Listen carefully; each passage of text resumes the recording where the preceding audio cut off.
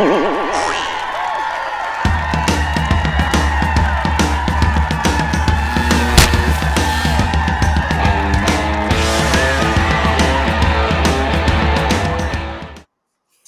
everybody. Welcome to another Comic Source Comic Boom collaboration. We're on to the final month of the year, which seems crazy to me. But it's December 6th, 2022, and we're going to be talking about the DC titles that are coming out today.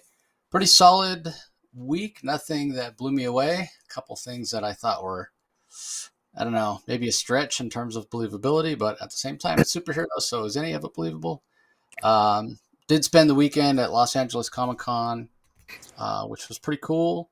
I encourage everybody to go listen to the episode that dropped yesterday about Ardbeg Scotch Whiskey and comics. It's not necessarily an intersection that you would expect. Like, what the heck do comics and whiskey have in common? But I can answer that. I drink whiskey and read comics at the same time. So there's many people that do that. And I was talking to the people from Ardbeg, and I was saying that. But in terms of like the art form of creating whiskey and the art form of comics, there's a lot more in common there than you might think. So definitely check it out. And I'm not saying that only because I got to drink free scotch. But yeah, it was a lot of fun. Also had dinner with Jeremy Adams. So Jeremy, if you're listening, thanks for the hang. That was does he get funnier when he's been drinking, or is he just as jovial? You know what? Jeremy's Jeremy. I think he had to drive, so I think he had an iced tea. None of us were really partaking that night, unlike the night before at the Ardbeg party. But yeah, it was great to hang out with Jeremy. He'll be back on the show soon for one of the 12 Days of the Comic Source episodes. So look forward to that. And yeah, there were probably things that we discussed that are not for public knowledge. We don't want to spoil. But I will share that he said the plans for Linda to be pregnant, like he knew, like from the beginning, that was a path he was going to head down. So yeah, we'll talk about all that when the time is right, when he comes on the show. But yeah, it was a great show. If anybody was there and I didn't get a chance to see you, sorry for that. I did have a few listeners come up and say hi, which is always weird when somebody recognizes my voice and comes up. But yeah, it was a good show. So that's it for cons for the year for me. Probably won't do another con till WonderCon in April. So anyway, Rocky, what did you think about the week of DC Comics that was, or that is, or is about to be? You mean the week of December 6th coming up here is.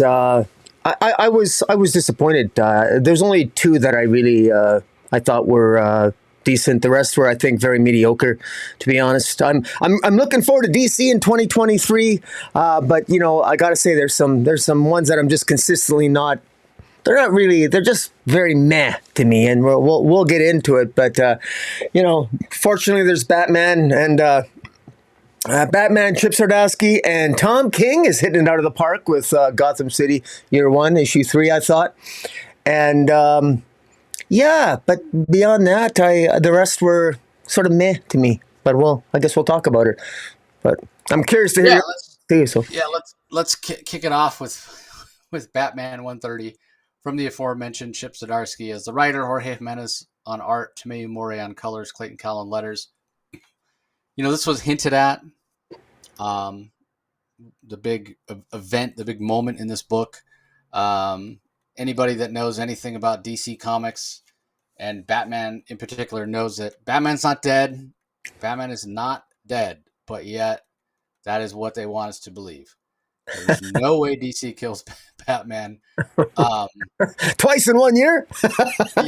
yeah, not going to happen, but and that's not even, I mean, that was kind of a roll your eyes moment for me. I'm like, really? Here we go again. Supposedly Batman is dead.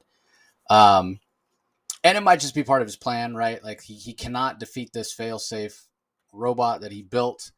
And so apparently last issue when they were battling on the Justice League satellite, Batman did manage to damage fail-safe in as much as there's like a microscopic hole in his armor now. And that allows Batman to introduce new programming through nanites, but he can't just say, okay, go in there, nanites, and shut failsafe down, because he's got very advanced software. And if it sees this new upgrade, that the nanites are introducing as something foreign, something that's attacking it, something's trying to make a change, it'll do the whole, antivirus thing on your computer and like lock that down. So they instead program the nanites to teach the failsafe android compassion, right? Like Batman's like that's the difference. I'm human, I have compassion, you don't. It doesn't work, and at the end of the day, the failsafe kind of struggling, compassion. He kills Batman. He says, "I was being compassionate by killing him." The argument can be made, and that's a conversation for another day. I'm not going to get into that. But the point being that maybe Batman knew it wasn't going to work and thought, well, the way I actually stopped failsafe is to convince failsafe that he succeeded and I am dead, and then he'll stop. Where he's going now, what he's going to do, we don't actually know. And so that part, again, a little cliched and a little tropey, but I guess it kind of worked. What didn't work for me is the first half of the issue. We know at the end of the previous issue, Batman was just out in outer space, right? Like the Justice League satellite had exploded. He tried to get away. The ship he was flying was damaged, and he's just out there. Now, first of all, I don't care what kind of Kevlar, body armor, blah, blah, blah, the bat suit has that he wears. It is not protecting him in outer space where it's absolute zero. Like, have you ever seen the suits that the astronauts wear? They have heaters running through them. It's super insulated, what have you. Nothing Batman wears, which is skin tight and doesn't even make sense in terms of it really being armored the way it's supposed to.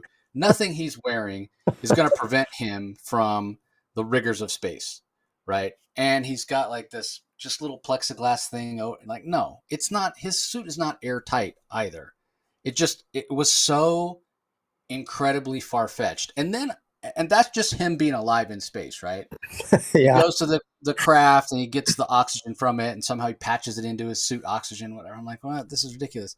Then on top of that, he salvages one of the rockets, one of the propulsion rockets from this ship that's destroyed, and somehow rigs up that he can control it manually by pressing a button and accelerate up to 430,000 miles an hour, but can still hold on to this rocket engine.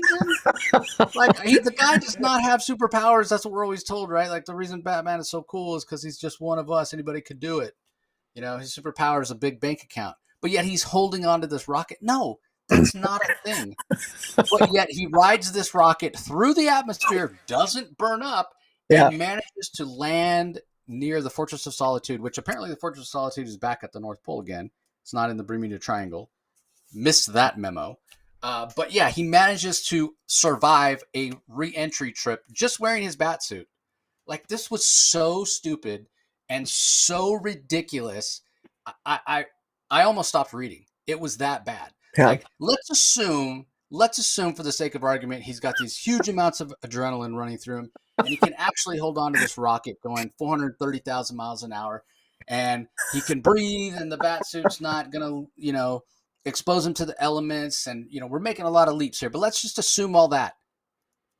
It never explains, how does he know there's all these computers, right, at NASA and all these other spacefaring organizations that have to calculate, a lot of memory in terms of RAM for these computers to calculate the exact angle that you have to hit the Earth atmosphere, right? We've all seen the movies, whatever. If you hit it too shallow, you'll bounce off and go flying off into space. If you're too steep, you burn up because it's, extra friction. You have to enter at just the right angle. And the analogy that I always heard was if you assume the Earth is the size of a basketball, that re-entry corridor is about the thickness of a sheet of paper. And you're telling me Batman just knows, Bruce Wayne just knows how exactly, not only what that angle is and everything that goes into it, but he's able to control it manually.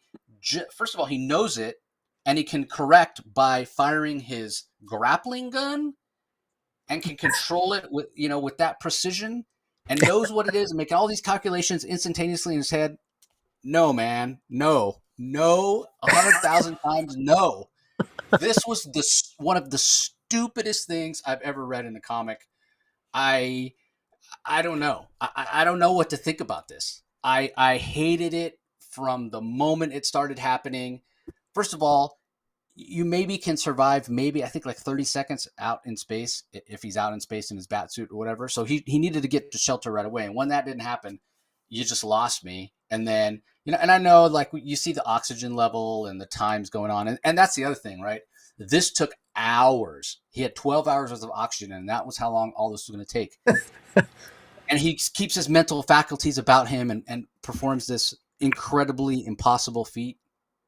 No, I'm sorry. This, like, we've had conversations on this podcast, and a lot of other people have, about kind of the power creep of Batman and how, they keep trying to top themselves and go, one crazier thing after another because you're kind of running out of things to do. And yeah, at this point, saying Batman doesn't have superpowers is just stupid, because you clearly have him doing things that no actual human could do. And this is like the cherry on top of the sundae. I don't know that anybody can top this. This was so bad. Like, I get it. You're trying to do something cool and be like, oh, Batman is the best pinnacle of humanity, blah, blah, blah. Like, there's that. And then there's this is so impossible. And again, I get it. I'm reading a comic about superheroes and guys who can fly and have all these superpowers, whatever. But I can kind of buy that because, it's science fiction. But Batman is supposed to be human, right? It's just supposed to be technology. And if he had some kind of bat computer that calculated his stuff, whatever, never mentions that. So I'm just going that this was one of the most far-fetched. No, not one of the most. This was the most far-fetched thing I've ever read in a comic, and I hated every second of it. And if you really want Batman to be dead, like he is in the end when he pulls Failsafe. Failsafe succeeded. Batman should be dead. Bruce Wayne should be dead. Like this, and again, nothing personal against Zdarsky. I'm sure he was trying to do something super cool and show just how smart Bruce Wayne is, but there's smart, and then there's literally you're asking us to believe something that is so impossible. Like I can't even buy it for not even a moment. I hated it. I really, in case you guys didn't realize, in case I'm not coming across. How do you really feel about that, James? Yeah. I just couldn't stand it. Like right from the start of reading this comic, I was just shaking my head the whole time, because as it goes on, like he's accelerating, he's holding, then he's decelerating the rocket and he's holding on. It was just so unbelievable, and not in a good way. So, well, I think Tim Drake feels the same way you do, because when he gets back down, he asks him what happened to you, and he tells Robin, he goes, "I fell from the moon," and even Robin looks completely stunned. He's speechless. I don't even think Robin believes it. That was a good line. I'll give Chip credit. That was a good line, but it's so unrealistic. Like I can't. Well, that's the central conceit of the series. So I'm sure the average comic fan is not going to realize just how impossible that feat is, but they'll just think it's cool and hey, that's great. But unfortunately, I guess I'm too smart for my own good, knowing, watching shows like The Expanse, being a huge science fiction guy and a space guy, that doesn't happen. Batman never gets back to Earth because his body burns up in the atmosphere. Well, I was just going to say, Zdarsky's Batman, any writer who approaches Batman, ultimately you could tell in the storyline that they tell, they either choose to make him an uber Batman who can do no wrong, who's like super powerful, or they make him more vulnerable to getting injured and what have you. This is clearly uber Batman. He's a super genius. He builds failsafe, and I think Zdarsky's hoping that if you can believe that Batman can build failsafe, somebody who's capable, Batman can build a robot that can take out the Justice League and is more powerful than Amazo. I mean, Batman is super genius. He's super brilliant. And of course, he can literally, with just his bat suit on and his utility belt, can make it back from the moon with no oxygen and do all the calculations in his head for rear entry and angles and all that jazz. And all in the span of a single 30-page comic book. So, yeah, I agree with you. I share your thoughts. I don't share your conclusion, though, because against all rational judgment, I love this issue. I thought this was an adrenaline rush. I thought it was fun. I thought it was ridiculous, Batman being able to cut back. But for some reason, I laughed out loud when he tells Robin, "I fell from the moon." And of course, he did. Batman's playing it straight, straight face. I thought it was just to me, it's consistent with the absurd premise that Batman can build a robot that can take out the Justice League, which I mean, failsafe even defeats Superman. Again, you haven't given your thoughts on the second part of the issue, and I'll let you do that, obviously. But in the second half of the issue, when Superman does approach failsafe, once again, it's just assumed that failsafe can defeat anyone. I mean, this is just absurd. I can't believe Superman would lose to failsafe a second time. I just don't buy it. So there's this thing on multiple levels falls down in that respect. But funnily enough, the moon thing, it's uber Batman. So I just sort of shake my head and have a drink and and accept it. But how do you think it ended though? How did you find the second half? Yeah, I mean, again, you're right about. I mean, Batman goes to Superman. Hey, I have a plan. Whatever. He's in armor. He should be shielded from the kryptonite. But you're right. The ludicrousness of failsafe defeating Superman again. Like, why would Superman even get within close enough distance to fight him hand to hand? Why not just fire his heat vision at him? Like, I don't get it. Like, go way up high so you can have a direct line of sight with the sun. So you're absorbing radiation, yellow sunlight radiation, and just transferring that into your heat vision and just melting failsafe into slag. Well, because the writer doesn't want that to happen. That's basically Of course. Wait, could Superman? If somebody's listening, going, could Superman even do that? Well, if the writer wants him to, he could, because Zdarsky wanted Batman to survive a fall from the moon, and that worked. So, I mean, sky's the limit, right? You could do anything. So, yeah, I thought it was kind of silly. But again, if Batman's true plan is, hey, I'm going to convince failsafe that I'm dead, so failsafe shuts itself down or what have you, then hey, I mean that's maybe what it should have done all along. For being the smartest guy and able to survive re-entry with nothing but the costume on his back, you think he would have figured that out sooner? Let me convince this guy that I'm dead, and then he'll stop attacking instead of 6 months he was hiding in Atlantis. Didn't come up with that idea sooner. So. Yeah, I mean, you're right. There are different sort of takes or directions to go on Batman, and Zdarsky's clearly going with the Uber Batman, which is so interesting to me, right? Because we talked in the beginning, we didn't know what to expect from this run about his Daredevil run and how grounded it is and how kind of believable it is. I'm sure Zdarsky, well, I shouldn't speak for him, but I would never expect Zdarsky to write a story where Daredevil could fall from the moon and survive, and yet there are so many similarities just in terms of level of powers, right? Like, technically Daredevil has superpowers that Batman doesn't even have. So you would think that he would be more likely to survive a fall from the moon in the hands of Zdarsky, but I just don't see Zdarsky ever writing a story like that, because it does seem like he wants to keep Daredevil more grounded, more street, more real, for lack of a better term. With Batman, apparently not. He's going to keep pushing the envelope. So the backup story, I Am a Gun finale, written also by Zdarsky. Leonardo Romero is the artist. Jordi Belair on colors. Clayton Cullen letters. I thought it was okay. I mean, ultimately, at the end of the day, it's Zdarsky's reasoning for why Batman doesn't kill. And I don't know. In a way, maybe this is even more unbelievable than Batman falling from the moon and surviving. When the Joker is about to die, he's like, "Not on my watch. Not even the Joker." Even though it would save countless lives, nobody dies on my watch. That might be, even more ludicrous for somebody who wants to fight crime than surviving a fall from the moon. But ultimately, I don't. Again, like a lot of these backups, this is not necessary. It's not new information, but the art's cool. And seeing the Batman of Zur-En-Arrh, that purple and red costume, is interesting. So I thought it was okay. What do you think about the backup? Well, first I want to talk about I haven't given my comments on the first one yet. Oh yeah, go ahead. The central story itself on failsafe. The thing that bothered me, well, and it's a minor little nitpick, but it's the lack of giving any kind of agency to Superman.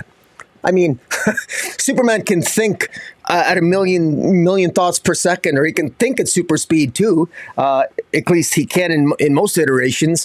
Superman is also extremely intelligent. I find it very, very hard to believe that Superman, in battling failsafe a second time, I mean, bear in mind, Superman knows that if he doesn't stop failsafe, Batman's going to die. And let's make no mistake here, Superman fails to save Batman. Robin fails to save Batman. The entire Justice League, all the heroes of the planet fail to save Batman. That's what you have to swallow in order to accept this storyline by Sardasky. And it's like literally the only person that can save Batman is Batman. And interestingly enough, at the end, you mentioned how the nanites were Batman's master plan to defeat Failsafe was to implant nanites into Failsafe so that Failsafe experiences compassion and will choose to experience compassion.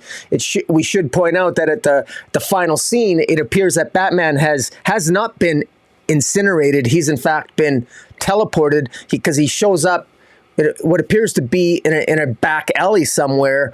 And so maybe Failsafe didn't kill him. Maybe that programming, maybe those nanites did have an impact on Failsafe, and Batman has been transported elsewhere. And so we don't know. So the jury's still out on that, but it's yeah, I did think about that. We don't know where he is. The only thing I would add is perhaps he's been sent back in time to save his parents, so he doesn't need to exist. That's a good angle too. That would be the ultimate compassion. So then they're gonna have to send Booster Gold back to get him, and I don't know. But he survived a fall from the moon. I'm sure he can figure out a way. I'm sure he can. The equipment he has on him to time travel. Yeah, the power of his mind or something. Right. The artist Jorge Jimenez, the art is fantastic, and it's really that. What really the moon, when he's falling from the moon, I could actually feel the heat of reentry on Batman. The way that Jody, I think it was Jody Blair in the colors. The fire around Batman as he's entering Earth's orbit, and it's very well illustrated. It's very well done. It does feel epic, and it heightens how just real it felt, and that it's done in such a realistic way, or at least visually it looked realistic to me, even though it's a ridiculous situation that it is like, oh my God, how could anybody survive that? It actually heightened the unbelievability of it because it was so bloody well drawn. But so it's a double-handed compliment or an underhanded insult, whatever the hell it is. But yeah, so all in all, mixed feelings about the story, but it was kind of cool to read, and it was even to the point that it annoyed me. It was in a good way. The backup was, I love the art in the backup, but I agree with you. Excuse me, I agree with you. It's largely unnecessary and unneeded. We already knew about the Batman of Zur-En-Arrh, but for new readers who aren't familiar with the Batman of Zur-En-Arrh, it's sort of just, it actually gave a nice little origin, restating why Batman wears the yellow symbol in order to draw enemy file toward his fortified chest plate, which is something that originated with the iteration and the reaction to the Batman of Zur-En-Arrh in part of his persona. So it was not bad. So for first-time readers who aren't familiar with Grant Morrison's run, it probably is good for that reason. Yeah, agreed. Okay, up next we have more Batman because of DC Comics. Batman and the Joker, the Deadly Duo, Part 2. Story and art by Mark Silvestri, colors by Arif Prianto, letters by Troy Petrie. Yeah, it's just a Black Label book. It's been a long time in the making by Silvestri. I don't really have that much to say about it. I love Silvestri's art in terms of how visceral it feels. This is a Gotham City that feels like Gotham City, run down and dark and dreary. And I'm not a big fan of the aesthetic of like Tim Burton style movies. Gotham in that first Batman in 1989 Batman film, but you can't argue that it doesn't feel like what a real life Gotham would feel like in terms of being kind of seedy and run down and dreary. And Silvestri's Gotham City captures that really, really well. Plus, the guy's just great at drawing action. And his work always feels very textured with all the cross hatching that he does. So visually, it's great. Story-wise, it's Batman and Joker. So does it feel new? Does it feel different?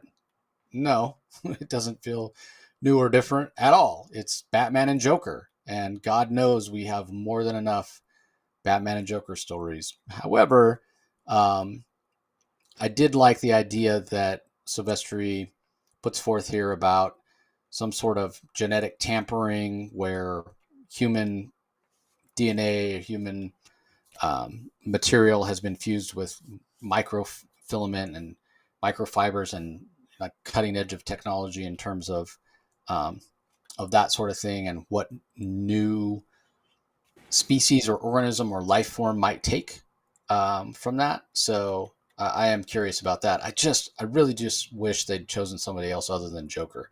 There are hints that the only reason this worked is because Joker's DNA is somehow different or special. I mean, again, Joker's not supposed to have any superpowers, but I mean, maybe his body chemistry is different from following all the chemicals. I mean, can't think about it too much. But at the end of the day, the reason to pick up this book is for the Silvestri art, because it's fantastic. And there's little things in his art that are great. Like there's a scene where they're in the Bat Cave, and the Joker has been, so Bruce had been bitten by one of these drones that's infected, one of these beings that apparently is made of human biological material as well as this technological microfiber, what have you. And Bruce has been out for quite a while, 14 hours. And apparently they left the Joker kind of tied up in the Batmobile all that time. Yeah. Which leads to some funny situation or what have you. But my point about the visuals is when Bruce and Alfred and Dick approach the Batmobile, it's just sitting there parked. Like even like the rims of the Batmobile have little bats that are like embedded in them. And it's little detail like that from Silvestri that's just really cool. Like you can see why it's taken him so long. Like he's sparing no detail. He's given his all in these pages. So, so it's okay. I mean, again, I'm going to read it. Silvestri's writing it as well. And like I said, it doesn't feel like the most original story at this point. I think it would be nearly impossible, if not wholly impossible, for a writer to write a Batman Joker story that I felt was, wow, I've never read anything like this before. Because there are so many of them and there's only so many avenues you can go down. But it's fun to see Mark's take, and the art makes it worthwhile. So what did you think? I actually enjoyed this, and it felt like Batman continuity about 15 years ago when this was supposed to come out, or whenever it was. I really like the characterizations here. I like at the very beginning. It shows Jim Gordon, who's of course been kidnapped. Batman is looking for him, and Joker might have some idea as to where Jim Gordon is, but whoever it is that's trying to kill the Joker, and Batman is also looking for him, and that's why Joker and Batman have to team up. Gordon is doing his best, even while he's a prisoner. Gordon is being heroic, and they're being, he's another person who's trapped with him is a guy named Carl, and his children are being threatened, and they're basically telling Carl to basically cut into the body of Jim Gordon. And so it's really kind of sick and disgusting, but Gordon tells him it's okay. Just buy time. He'll find us, meaning Batman will save the day. So Jim Gordon has enough faith in Batman to believe that Batman will find them at the end of the day. Also, even the characterization of Harvey Bullock, this was at a time when those relationships between Harvey Bullock, Batman, Gordon were different. Harvey Bullock in this issue even tries to get closer to Batman, or is trying to tell Batman, look, I know you can trust me, and even the Selina Kyle here is different as well. They end up at a big a gala, and Selina Kyle shows up, and we're not really sure what role she's playing in here. The Joker clones, as you said, they're whatever it is, when they bite into you, they seem to deliver some sort of virus combined with some sort of other sort of solid like tech, or there's some sort of sophistication to the virus that you mentioned, and it's interesting exactly where it's going. Is it different because it's related to the Joker? We're not sure, but it's interesting. I think the art's fantastic. I love the art. I just want to give one scolding to DC. We get this beautiful second cover by Marc Silvestri. Why on earth are we getting one cover by different artists? Why are we getting covers by different artists when this is to promote Marc Silvestri? He's the artist, he's the writer, but we get 1, 2, 3, 4, 5, six different artists, and then this, finally on one of them we get Silvestri. He at least gets 2 out of the whatever 9 covers it is. Just ridiculous. Enough with the covers already. And if you're going to have it, if you're promoting an artist, story and art by Mark Silvestri, at least have the decency to have every single alternate cover be by Mark Silvestri. That's just my little rant about that. But I thought, I don't like the direction that the current Batman's going in terms of his personality. This is a topic for another day, but I think they're softening Batman up. They're softening him up. They're taking away his hard edge, his exterior. They're sort of softening him up a little bit. They're going to be doing that. They've done that already in some of these issues that we're going to be reading in the months to follow here. And I've got some issues with that, but I like this. A harder edge Batman, more exciting Batman, and drawn just looking kick-ass. But, this... again, not bad. A nice little callback to DC's past. Yeah, fair enough. I don't disagree with you about the softening of Batman, but I don't mind it necessarily. Batman, he wasn't always as hard as he has been for the last 20 years, basically since Dark Knight Returns. You can lay the blame a lot of this at the feet of Frank Miller. He might or give him the credit, depending on your point of view. But I get what you're saying. The world's different now than it was, but he didn't always have to be a jerk. Batman wasn't always a jerk. I'm still a fan. Like, go back and read the stuff from the 70s and early 80s. He wasn't a jerk, and he was still just as capable and just as formidable. He probably couldn't survive a fall from the moon. But that's what I was going to say. I just enjoyed that Bruce Wayne more. So anyway, speaking of early days of Gotham City Year 1, number 3, written by Tom King, pencils by Phil Hester, inks by Eric Gapster, colors by Jordi Belair, letters by Clayton Cowles. You mentioned this as a standout for you, so give us your thoughts. I just think Tom King has just done an amazing job here. He's just hit this out of the park. First of all, if you're gonna have variant covers, okay, the variant covers here are excellent. I love that Frank Cavill does an amazing alternate cover. There's another one. I don't even know who all these artists are because apparently they don't think it's important to sign their work in something approaching the English language. Shame on them. But in any event, gorgeous alternate covers on this. This continues the story of Tom King's take on the Lindbergh kidnapping, except the child kidnapped is Helen Wayne, the daughter of the Waynes in the 1960s or what have you.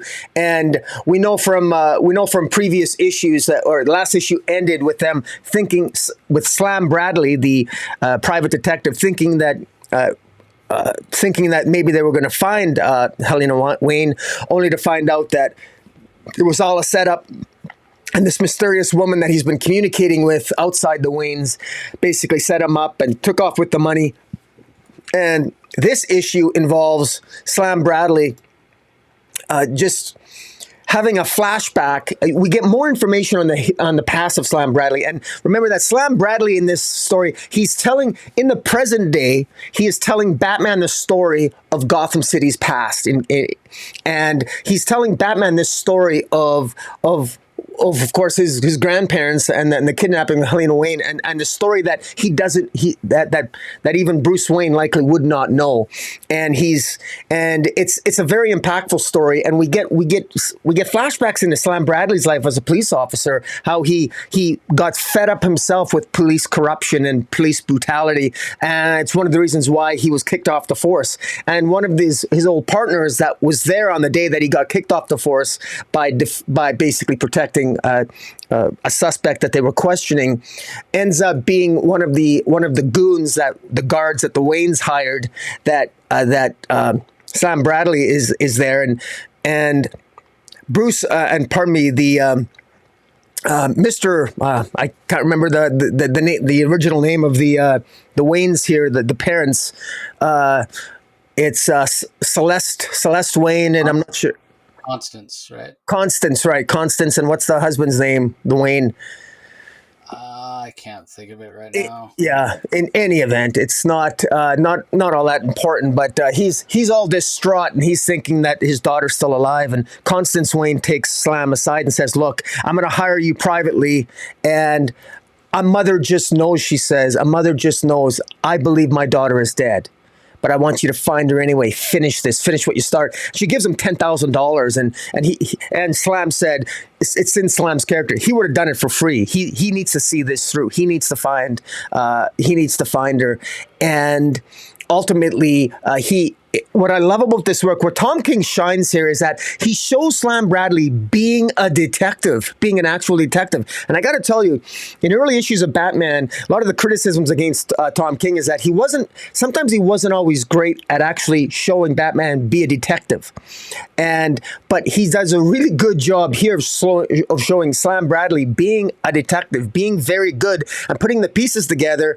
And he actually goes from dance club to dance club to different parts of the city, different parts of Gotham, and tracks down where that mysterious woman who initially approached him was, that ends up stealing all the ransom money.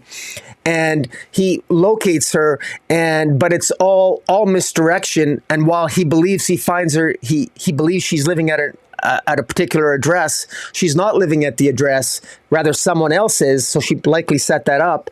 But he does see in the backyard that he does ultimately end up finding the body of the Wayne's daughter, and it's just devastating.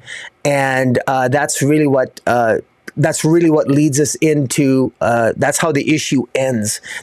So we get all this character. We see the past of Slam Bradley. We see the gravitas, the feeling of loss and emotion by a grieving mother, and we see the tragic end to this. And it's visceral, it's impactful. I thought this was just one of my favorite comic books of the week. This was better than the first and second issue, and I enjoyed those. So what do you think? Yeah, so I didn't necessarily take it as her not living there. She may not be there at the time. Now she's got her money, she might be long gone. But certainly, relatives of her that are there. But yeah, Slam finds what we assume to be the body of Hope Wayne. I think he said Helena, but it's Hope Wayne, in buried in the backyard, and that there's tragedy there, and it's pretty dark when you think about it. Hope's father being Patrick, and as we said, the mother being Constance. I agree with you. This was the best issue of the series so far. I think what it does really well. So the first two issues, we've had Slam Bradley as kind of the really hard-nosed pulp detective, certainly inspired by a lot of the things that crime noir type film and media that Tom King loves to consume, which is fantastic, because I think a lot of us that love superheroes and love comics sort of gravitate toward those type of stories, whether it's an episode of Star Trek: The Next Generation where Picard is being Dixon Hill in those old detective stories, or whether you're watching old, black and white movies, Maltese Falcon or what have you. It just works. There's a reason that those types of stories have endured. So that's what we've had. Very hard edged, hard nosed Slam Bradley in the first couple of issues. But in this one, with that idea that he would have done it for free, you see beneath that exterior, beneath that real hard edge, how deeply he feels things, right? How much emotion he has, and how his heart is broken by the idea that this young, innocent baby, Hope Wayne, has been killed, and he believes that justice needs to be served, not vengeance, rather, but justice. So I enjoyed that, and then obviously, again, seeing that moment where he kind of flies off the handle, hears a baby crying, he assumes it's Hope. I think in the back of his mind, he hopes that it's Hope, and when he gets to the baby's room, it's this African-American baby. It clearly isn't Hope Wayne, and looks out the window, sees that there's a patch in the backyard that's been recently disturbed, dug up, and goes and finds a bundle wrapped there. We assume it to be Hope. So how this is all going to play out, I have no idea. We do know, it's Gotham City year one. In the story that we're reading, police department is still corrupt, but in a different way, maybe a more fascist way. Yeah. Police brutality and tactics to anything to keep the city safe. There's an argument to be made there, right? Like, was this way better? The people that are on the fringes of society are certainly marginalized. That's mentioned time and again, sort of contextually, about how if you're a person of color or some kind of minority in this Gotham City, in the Gotham City of year one, you're exploited and you're stepped on and you're not appreciated.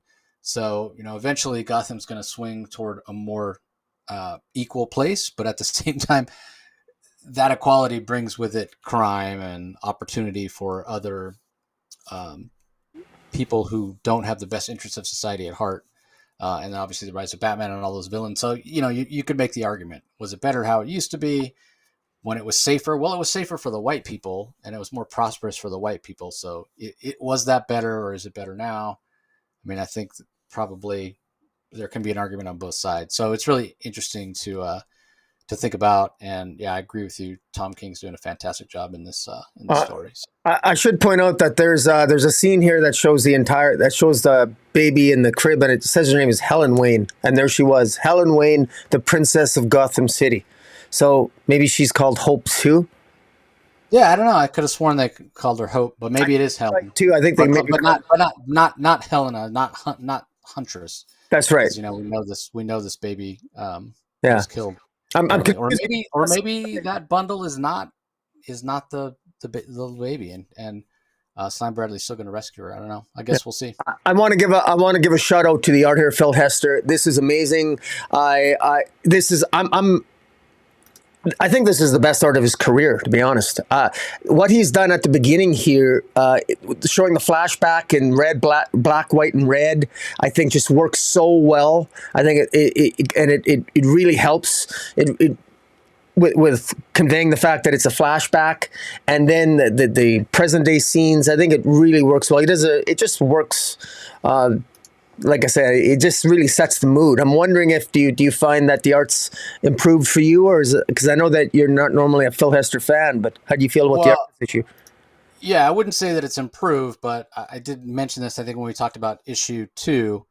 I expected at some point for this art to kind of, I don't know, settle in for me, for lack of a better term. Yeah. And it would be a situation where when I think about the story, when I think about Gotham City Year One, I won't be able to separate the story from the art. And in that way, that's the way the art works. And that's oftentimes the way I feel, or kind of the experience I have when it's an artist whose style isn't my favorite.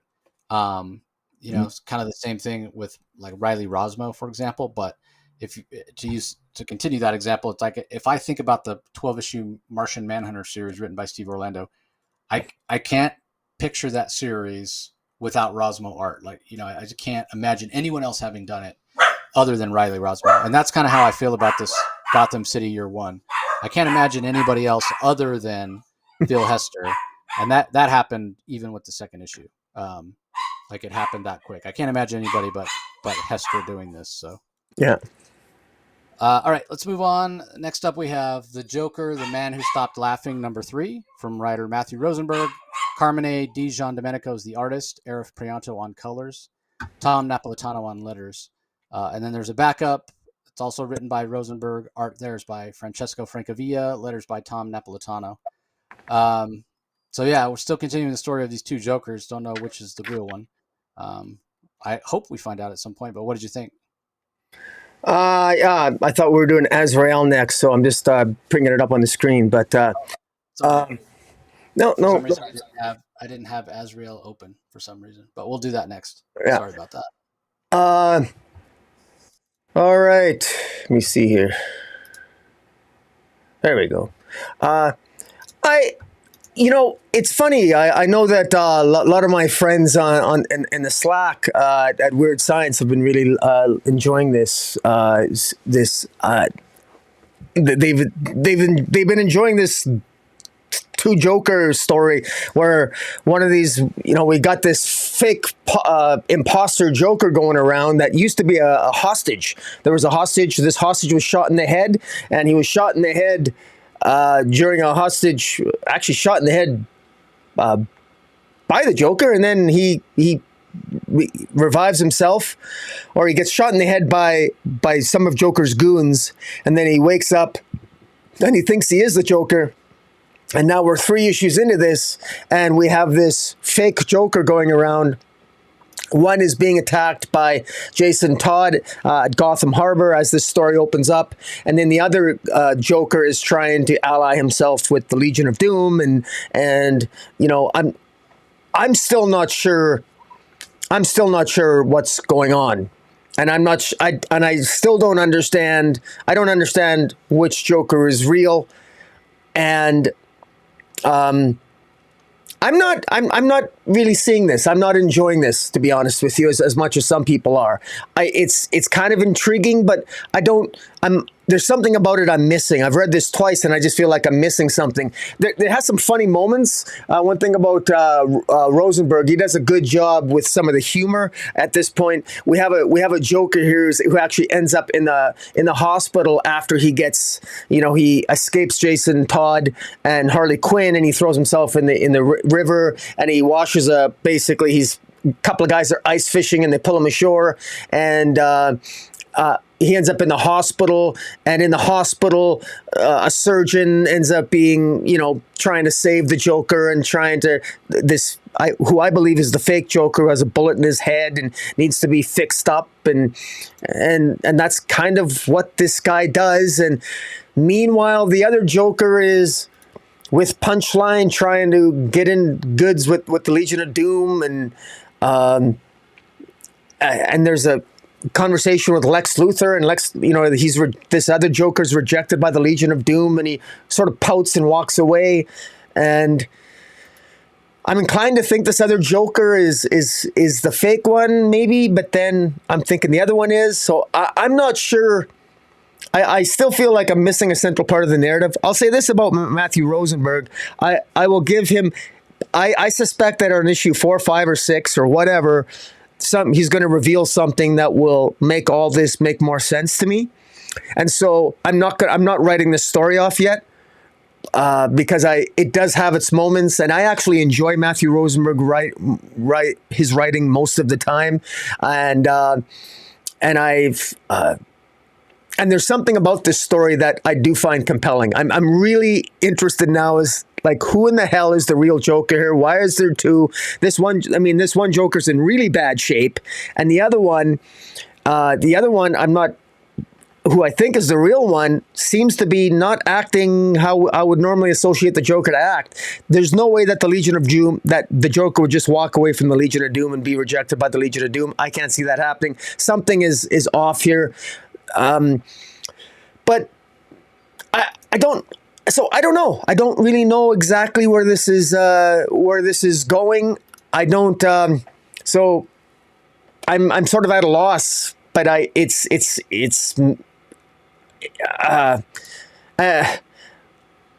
this particular issue is called "It's Not Funny Anymore." And I'm tempted to say this isn't really compelling anymore, although I'm kind of interested to see who's the real Joker, but I'm kind of a little bit at a loss too. And, well, there's a backup too, but I'll let you, you can give your comments on the main story itself. What do you think? Oh, you're on mute. Yeah, sorry about that. Dogs are going crazy. You keep saying real Joker, fake Joker. I'm not entirely convinced that that's the case, that there is a real Joker and a fake Joker. We know in the pages of Batman 3 Jokers from Jeff Johns that there are multiple Jokers. So, from the start, I wondered if this was tied into that somehow. And that's sort of still where my head is at.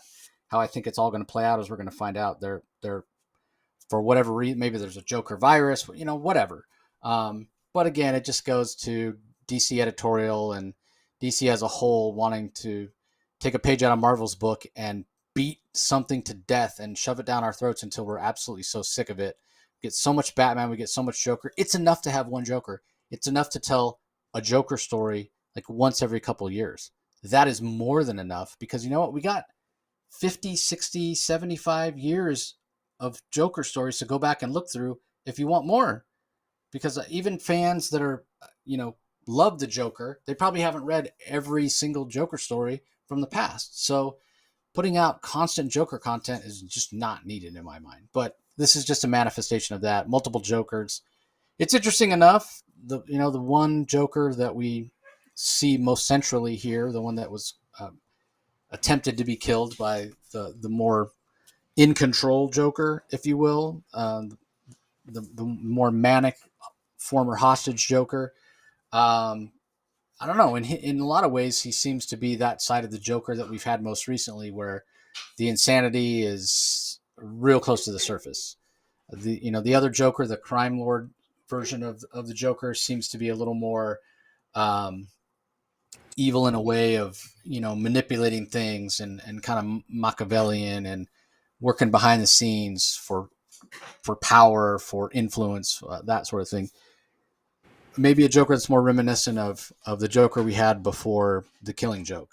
You can argue which one's more evil. You can argue which one's more formidable. You could argue which one's more menacing, but they are two different aspects of the Joker that we've had in the past. So maybe we'll find out there are two different Jokers, three different Jokers. Who knows? But it's interesting enough.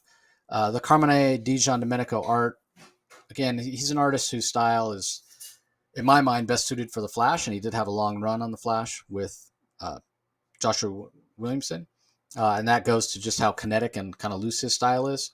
It works here with this kind of maniacal, insane Joker because he is so crazy and wild, and Rocky mentions him going to the hospital wanting to have himself sort of patched up, and the question could be asked, so why is he even still up and walking around? He's got multiple bullet wounds. He's got, he drowned basically. All of a sudden, Joker can't be killed.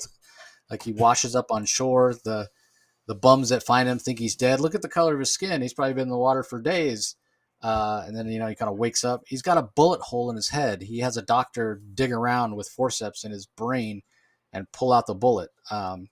With his, whole face just covered in blood, unrecognizable even as the Joker, but certainly scary and what have you. So, yeah, I mean, in a way, the story is very reminiscent of that Joker. The story is kind of wild and all over the place. Don't know where it's going.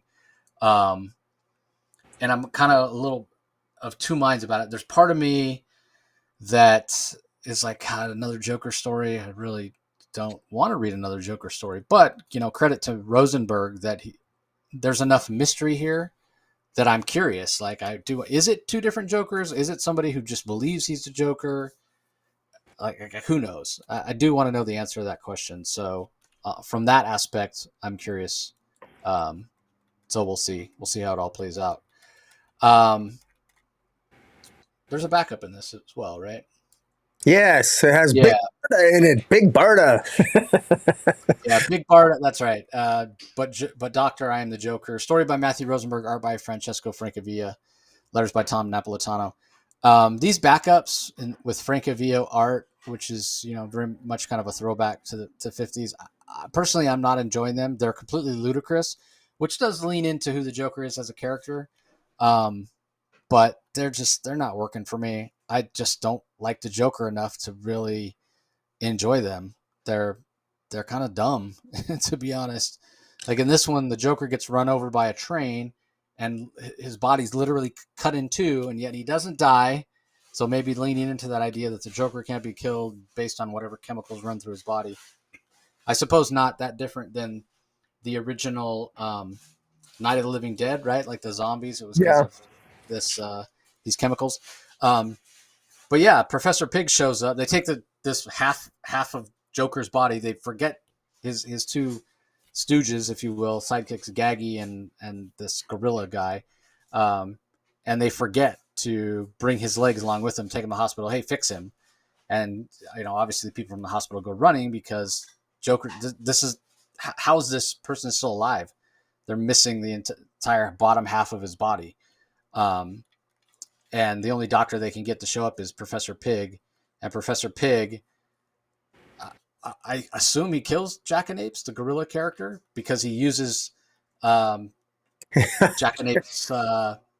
legs and sews it onto the Joker. And if that sounds ludicrous to you, yeah, it is. 100% it is. So, again, not sure what the point of these stories are other than Rosenberg and Francavilla just having some fun. I don't know. Any thoughts on the backup?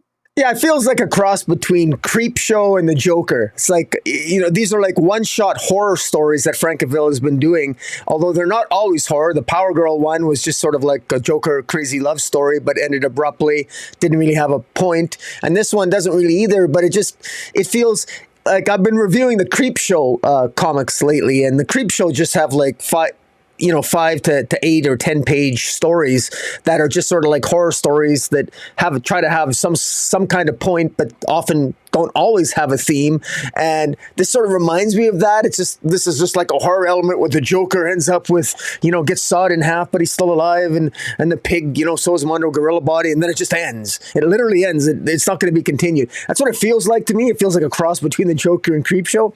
And Francavilla, his art is perfectly suited for that. And incidentally, Francavilla has also been drawing the artist on a lot of the Creepshow stories, and so. Anyways, I love the art. I love his art. I agree with you. The stories are a little wonky, but it is what it is. Yeah, fair enough. All right. Up next, we mentioned I'm sorry for skipping it. Sword of Azrael, book number 5, and I certainly don't want to skip it. This is one of the better books this week, I felt like. Written by Dan Waters. Art is by Nicola Semegia and Pablo M. Collar. Colors by Marisa Louise. Letters by Hassan Otsman Elhel. What'd you think of this? Is this starting to come together for you, this Azrael series? Yeah, I struggled last issue, and you were nice enough to sort of enlighten me, so to speak. And I use that word enlighten, not in the religious sense, not in the Azrael sense, but so I remember our discussions on that, and watching it come together here. Yeah, I enjoyed this a little bit more. First, I want to give a shout out to the variant covers. I actually really liked all the variant covers here. In fact, I really like cover B by Brad Anderson. Is the colorist on it? I don't know who the actual artist is, but it's really gorgeous. Yeah, let me look that up real fast. Yeah, and I mentioned I'm sure that the cover you were talking about on Gotham City Year One, the one that looked kind of throwbacky. Yeah. Very similar to Human Target, right? Because it's the same artist. It's Greg Smallwood that did that one. That's variant covers by Alvaro Martinez. So the artist that does Nice House on the Lake. Oh yeah, it's gorgeous. Alvaro Martinez and Brad Anderson on one, and then Derek Chu does the second. Yeah, the one that looks more digital painted, because that's what it is. Yeah. Well, we learned last issue about this. It's not a mother box. It's called, what is it? An angel box? Yeah, they just called it the Angel Maker. I don't know that they... Angel Maker, right. And so... And what was interesting last issue, I had to go back and reread it. And then, of course, I credit you with... explaining some of it to me, because I didn't quite catch on to it, is that the idea that this so-called system, this indoctrination that those that enter the House of St. Dumas are it's really this alien technology. It isn't so much a religion, but really an alien tech from this Angel Maker box. And this Angel Maker is now this system. This is a significant issue in that ironically enough, with the help of Father Valley, who is actually out to sort of essentially kill Azrael, Azrael actually overcomes the system and it sort of forgives himself for becoming the angel, or becoming the angel of vengeance, because he realizes that a lot of perhaps his darker urges were as a result of this Angel Maker. And so just as Azrael at the end of this issue overcomes that sort of programming and manages to defeat Father Valley, who's a little bit off his rocker anyway, we also have at the beginning, we have this Sariel character is being fully indoctrinated by the Angel Maker. She's become sort of like the new I guess agent of this Angel Maker, the new demon, or if you will. And so it's building something here. I like the idea here. It's an interesting concept that instead of we've all heard of the mother box. This is the way I look at it. This is why I find it interesting. It reminds me of, it's like having a mother box. The mother box is famous in New Gods lore because you can travel with the mother box to any dimension. Well, here we have an Angel Maker, which is in a sense almost like scientific / religious indoctrination to create its own sort of followers. And Azrael that's really what his origin was, but we didn't really know that until now. So I feel this is like a little bit, I want to give some credit to Dan Waters for doing a little bit of retconning here, but in a pretty cool way. I think it works, albeit I still say it was a little bit I wish it wasn't quite as wonky as it was, the story to this point, but I fell upon my sword. You didn't have a hard time understanding it last issue. I did. That's on me. That's all right. And but I like where this is going forward. I'm curious as to where this is going to be leading. I'm curious if this Azrael going to become a villain, or she could become a, or are they all going to be able to overcome this sort of programming? And I'm curious what Jean Paul's fate is moving forward, because at the end of this, he actually enlists the help of Father Valley. And we know Father Valley to be a real badass. He was introduced and created by James Tynion, or pardon me, Ram V. Ram V used him in the pages of Catwoman, and Father Valley managed to kill a number of supporting characters over in the pages of Catwoman before Ram V left that title. And for him to come back, it was inevitable that Father Valley was going to come back into Azrael's life, and the role that he plays and his relationship with Azrael is interesting as well. And they come to realize that they have more in common than they realized, and it was a lot of the information about this Angel Maker box. It looked like Jean-Paul Valley had to find out from Father Valley himself. How Father Valley knows that, the information, I'm not sure, but it's interesting. I like how it's all coming together, and so what do you think? Yeah, I really enjoyed this, right? I wasn't the biggest fan of Father Valley. He just, I don't know, he seemed a little two-dimensional to me in the pages of Catwoman. We get so much more context here. I do kind of wonder how much Dan Waters and Ram V spoke about the character. His motivations here for wanting John Paul dead, makes sense. He's an adopted son of John Paul's father. He's like, he wanted to be the avenging angel. He wanted to be Azrael, and instead it was John Paul. The Order of Saint Dumas selected John Paul because he was the biological son of Ludovic Valley.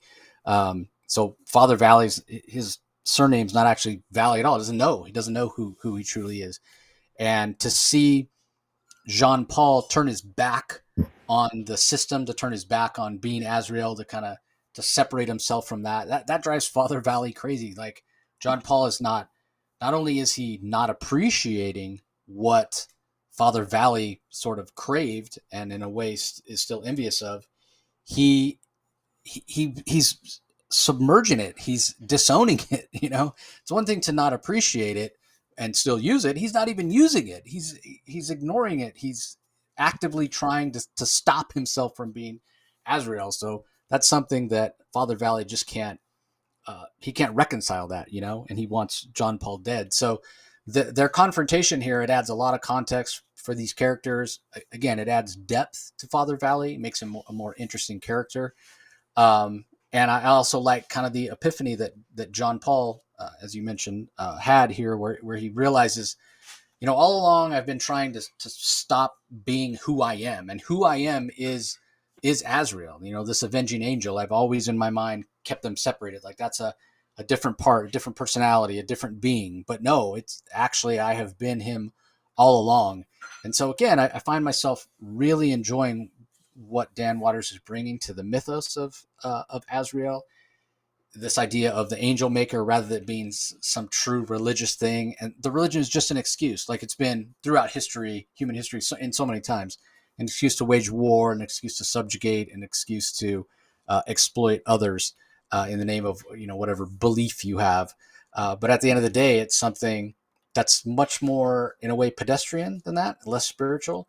And so the fact that they're going to be working together and what that means, I think it might mean that we're getting kind of the Azrael that I've really always wanted. And it's the story and him as a character, his story has leaned more that direction at times, and other times it's leaned away from it, leaned more into the religion. But just this idea of this really badass fighter with this flaming sword that's going around dispensing justice with a righteous vengeance, right? Like, again, using that excuse of religion or being God's avenging angel to be judge, jury, and executioner. There's something there, as opposed to the zealot who is praying and is constantly conflicted about whether or not he should be the one to decide to punish people or not. more of that wishy-washy Azrael. That's not interesting to me. The argument can be made whether Azrael is actually a hero or whether he's a villain, probably somewhere in between. Marvel's got the Punisher, DC's got Azrael in a lot of ways. So the Nicolas Semeja art really works for me, although it's not the style that I typically enjoy. Lots of oranges and reds here, yellows that you would expect from an Azrael book.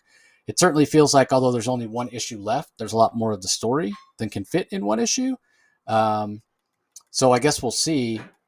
This one ends with John Paul and Father Valley, seeming to reach an agreement to go hunt these other angels that are out there. And again, that feels like a story that would take a lot longer than one more issue. So it might just be a situation where they're going to see how this sells before they decide if there's more to come. So I guess we'll see. All right. Up next, we have Poison Ivy number 7. This is written by G. Willow Wilson. Let's get to the credits here. I'll let you know who the artist is. The art is by, can't seem to find the credit. There it is. Atigan Ilhan. It's Atagun. Last name Ilhan. So apologies if I'm mispronouncing that guest artist name. Colors are by Arif Prianto. Letters by Hassan Atzman Elhau. I don't have a heck of a lot to say about this issue. I will say that G. Willow Wilson has taken Pamela Isley on quite the character arc in only 7 issues. The start of the first arc, she really was leaning into her villainous ways. Rocky and I both commented on it extensively. And then come to find out there was something, as we suspected, something more going on behind the scenes than met the eye that was kind of driving her to do those things that she was doing. And it came to a conclusion with that first arc with her eating Jason Woodrue, which isn't as gross as it sounds because he's not a human body anymore. He's just made of plant material, conscious plant material, sentient plant material, if you prefer that term. But consuming him in order to heal herself and, an all new beginning.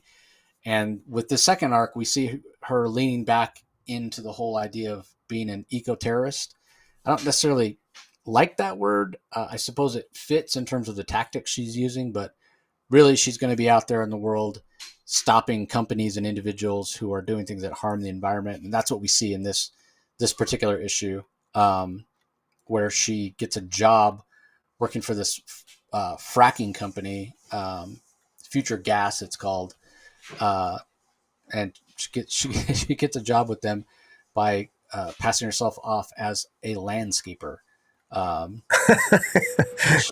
might be underselling it a little bit to call yourself a landscaper if you're a Poison Ivy, but yeah, it works.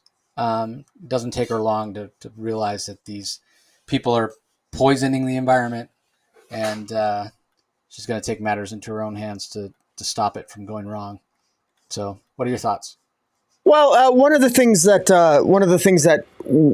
a plot line that's been developing from the first issue is that Pamela Isley, at least from the first issue, it was unclear whether or not she was going to go full evil again, and we thought maybe she was, and she actually did end up killing some innocent people, which is kind of it adds to the complication of Pamela Isley's character. And one of the in issue, I think it was 2 or 3, she ended up killing a number of people that were infected by lamia spores and have become these creatures that are actually infected around this area where Pamela Isley is basically working as a landscaper.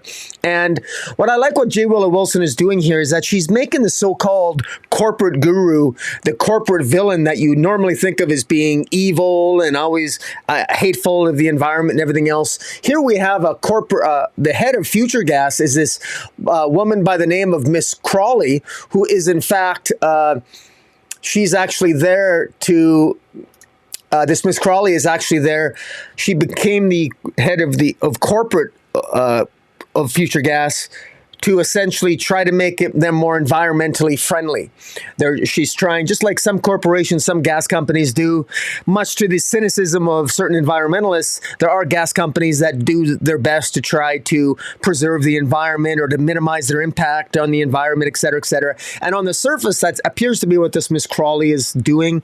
But what's happening is that these other people that Pamela has killed in the past, they were infected by Lamia spores, and Pamela, last issue ended with Poison Ivy actually eating Jason Woodrow.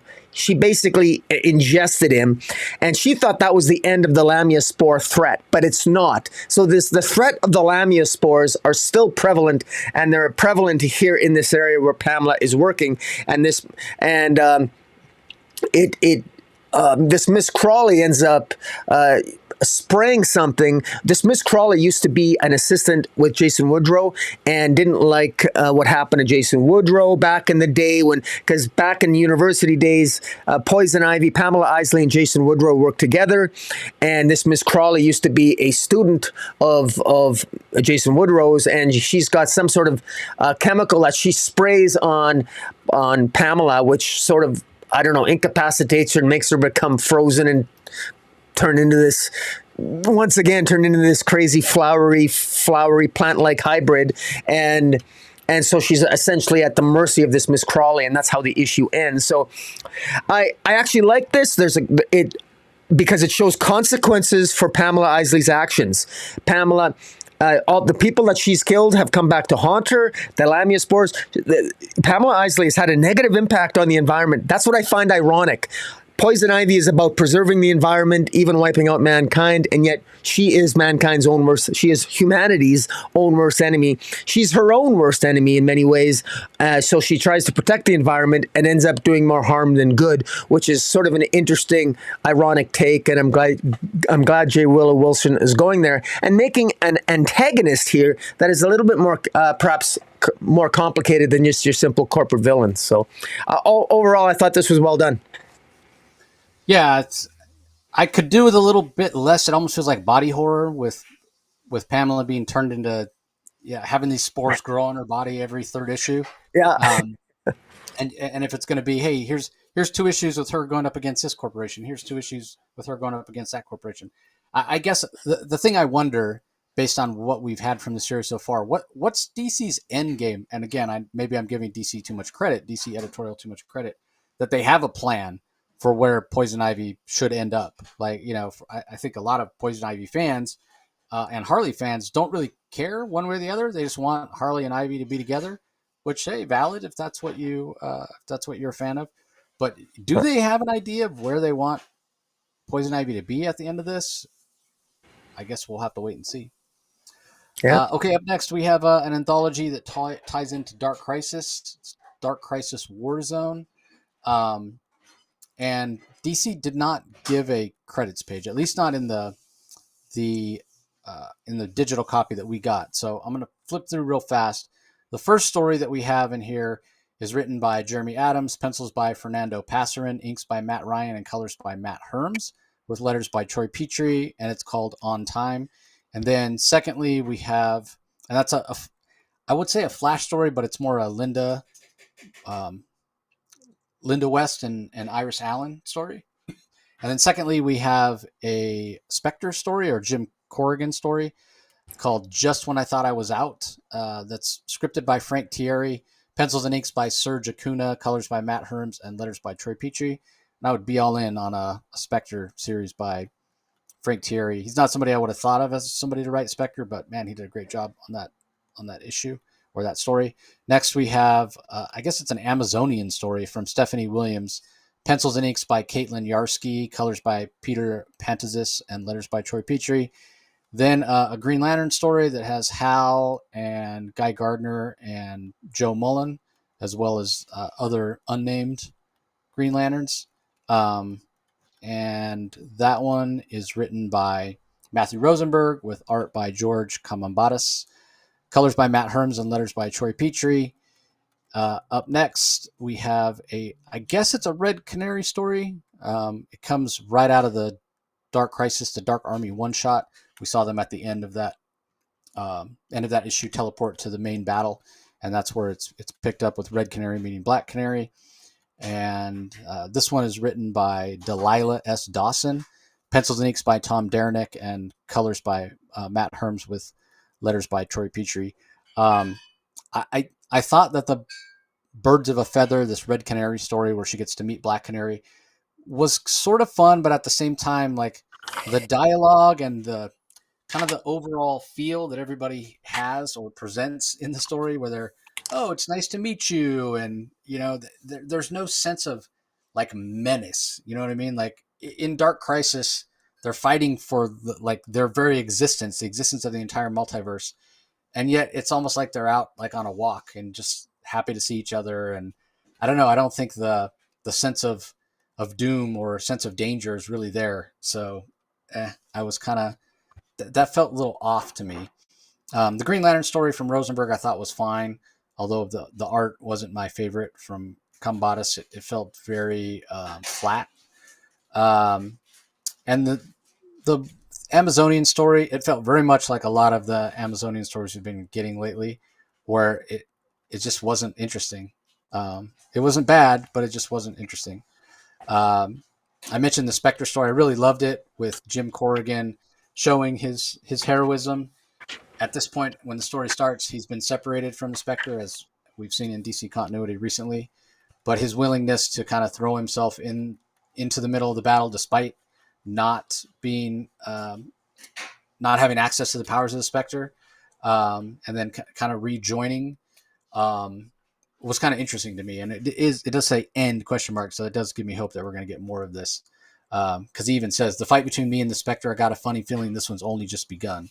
Like the battle over who's going to be in control. Because it does look like Jim Corrigan is back to being the Spectre by the end of the series. And then the Jeremy Adams story, I mean, it has the same feel as his Flash run. Like, it's fantastic. It's so much fun. And the art by Fernando Pasarin is super detailed. So overall, is this necessary? This Dark Crisis one-shot? Not at all. Not like most of the Dark Crisis one-shots. But I guess it's fun in its own way. And I know that we have had access to the final issue of Dark Crisis for some time. I just haven't had a chance to read it. But I think you did, Rocky, if I'm not mistaken. Well, yeah. I don't want to spoil anything for anybody. No. We won't talk about it until the time's right. But I noticed that somebody had access to file, and so I was assuming that you checked it out already. Yeah. So, no. Anyway, what are your thoughts on this one shot? Well, first of all, I just want to apologize to you, Jace. I kept having to refresh the page, and it just popped up now. It finally popped up on the box. No worries. Because I wanted to show pictures as you were talking again, so it just takes time. For those of us listening on the podcast, for the visual medium of YouTube, I try to show the pictures as Jace talks. But in any event, I thought this was largely a waste of time. However, having said that, this is Dark Crisis Warzone, and Warzone is exactly what it is. These are individual stories where you could tell that Joshua Williamson said to numerous writers, he said to Jeremy Adams, Frank Thierry, Stephanie Williams, and a couple of other writers, Delilah S. Dawson. Yep. Yeah, basically told him, you can write about all the characters, write about Red Canary, Black Canary, Flash, the Spectre, and you can make them fight. It's a city in chaos and have them fight anybody. And that's exactly what happens. And Jeremy Adams does a nice story that could have been told in his own Flash book. This could have been told in the pages of Flash. This is just a story of Iris Allen and Linda Park West basically talking about their husbands, where Linda saves Iris from this random villain who who is totally nameless, totally useless, by the way. All the villains in this one shot, virtually all of them are brand new C and D level villains. We have a Dark Crisis event where we have major A-list villains, and virtually none of them are in a comic book called Dark Crisis Warzone. We have been subjected to almost no actual action against the big ticket, the Eclipsos, the only the Eclipsos, the Black Hand, all the real big ticket Ares, all those big huge villains, even Darkseid. We see very little of that. The biggest villains we've seen in the Dark Crisis event, we've seen Doomsday and Darkseid. Most of the other A-list villains we rarely see. And we have gotten plenty of Deathstroke, and at least Deathstroke's name dropped. I'm sorry, but Deathstroke to me is not multiversal. Deathstroke is just a Teen Titans villain. That's my venting right there. And we got too much of Deathstroke. And we get too much of Deathstroke. And spoiler alert for 7, we get too much of Deathstroke. But in any event, sorry I slipped up.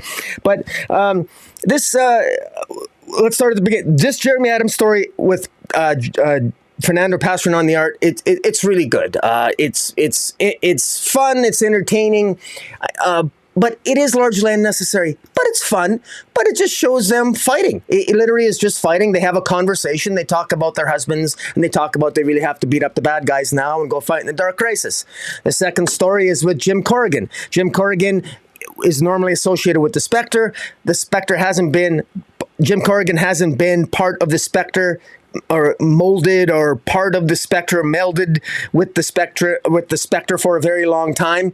And it's during his battle with Raven that we only saw hints of during the Dark Crisis series, where it's during the Spectre's battle with Raven where the Raven is able to defeat Spectre because Jim Corrigan basically jumps into Spectre, and there's some sort of internal battle between the two of them that weakens him and allows Raven to defeat the Spectre.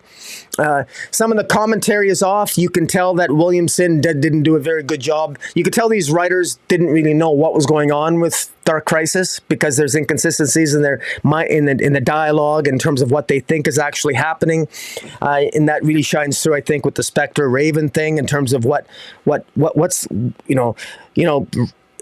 Jim Corrigan speaks as if he's never seen the Spectre so evil or so malevolent before and what have you, which flies in the face of the fact that the Dark Army has had a difficult time was supposed to, at least at one point, have a difficult time controlling all these A-list powerful multiversal entities. But again, I'm nitpicking here, and at this point it's pointless to nitpick because these writers were given these assignments before they even knew probably exactly how this series was going to go. By far the most useless story here is the Library of Themyscira, where it shows Amazon's I don't even know why Stephanie Williams bothered writing this. She basically gives, I don't know what this is. It shows Amazons on the island practicing their being warriors, and one glorified speech, and literally we learn nothing about. It's just Amazons, and then it shows we move away from Themyscira, from the Library of Themyscira, because they're chronicling all these major multiversal events, and then it shows Akahim, the home of the Esquisitas, where one of the Esquisitas has a vision that of death and destruction, and then that's continued in Final Crisis or Dark Crisis number 7. What a waste! We get a Green Lantern story is actually. Good Green Lantern story. We see rapport between Joe Mullein and Guy Gardner, and she's a kick-ass character, and so that was actually not bad. But again, I challenge anybody. I challenge anybody to actually go through these stories and identify what's the threat. What are they fighting? Like, what is the end game here? It's just all this is massive chaos. And these Green Lanterns, by the way, what they're fighting, it doesn't actually show what they're fighting. It just shows them shooting green beams at, we don't even know what they're shooting green beams at or their power rings at. It's just a bunch of darkness. Well, it's shadow demons. The horrible thing about the shadow demons and the failure of the narrative Dark Crisis is totally embracing the idea of shadow demons, so that all you have to do is to show the good guys battling darkness, because it makes for lazy artists. And you don't actually have to draw an actual cool-looking villain. You can just draw Blackness and say, oh, look how good the Green Lanterns are, or look how good they are battling darkness. When you got Red Canary, a chick that just got out of karate school, can beat up a shadow creature with her stick, you know that you've failed as in creative in terms of developing a compelling villain. But in any event, the Red Canary story was the one where I could have some issues with this. I don't like this one at all. I don't know who Delilah S. Dawson is, but I'm venturing a guess she must have been a writer for the CW network, because this is the most cringeworthy dialogue that I could come across. And I don't know if I thought Red Canary was supposed to be Sin. Sin was sort of like almost like the adopted daughter of Black Canary, but it's clear here that Sin has always looked up to Black Canary, and and at some point Damien tells Red Canary to get out of the way. You're a liability, and she actually goes and hides in an abandoned city bus. This is so ridiculous. And then Damien makes her go, and she actually listens to him, and then almost gets killed inside the bus. I know, and how would she even know? And then the Doll Man of all people ends up in the bus to attack Red Canary, and then Black Canary out of the blue shows up in the bus and saves her, and she's all smiley and everything else. And the art by Tom Derenick, it's serviceable, but somebody should tell him that when you draw, Damian Wayne, it was established, the last appearance of Damian Wayne, that Damian Wayne is only 5'4" tall. And yet Damian Wayne is the tallest person in this particular story. If you go at the beginning, so all the heights and everything are all off. Everything else, you could tell this was essentially phoned in terms of the plot. And Tom Derenick could only work with the information he was given. But Derenick doesn't have a history of doing anatomy real well. Remember his Future State Green Lantern series, where half the time Jon Stewart looked tall and thin, and the other half he looked like a pygmy. Fair enough. Yeah, it's not a strong suit for him. Well, it was funny because in this issue, one of the characters that was introduced in the first issue of Dark Crisis was one panel showing Red Canary putting on her mask. That's all it was. And I thought it was going to be special. I thought we were going to be there was going to be a moment where Red Canary might have a moment in this series. And of course she doesn't. Spoiler alert, she doesn't. And what a disappointment. And not only that, I don't know what the point what was the point of having Red Canary in this series at all, other than the fact that you want to focus on legacy characters? But here, I actually laughed out loud. This is so bad. There's actually a scene here where I think it's Red Canary's origin story. Do you know what Red Canary's origin story is, boys and girls? I can't make this crap up. It's actually on the written page. She was in a guitar store, and she was playing the guitar, and she really likes Black Canary because, Black Canary is a musician, and she saw Black Canary in concert once, and she was in a music store. Somebody tried to rob the guitar store, and she cracked the guitar over the robber's head, and she knew right then and there that she wanted to be a hero. I mean, if that doesn't sound like a CW dialogue plot device, I don't know what does, but this is atrocious. And what I don't like about it is any interest I had in Red Canary is gone. She is ridiculous. This is the origin, and it's being told to us in bad dialogue.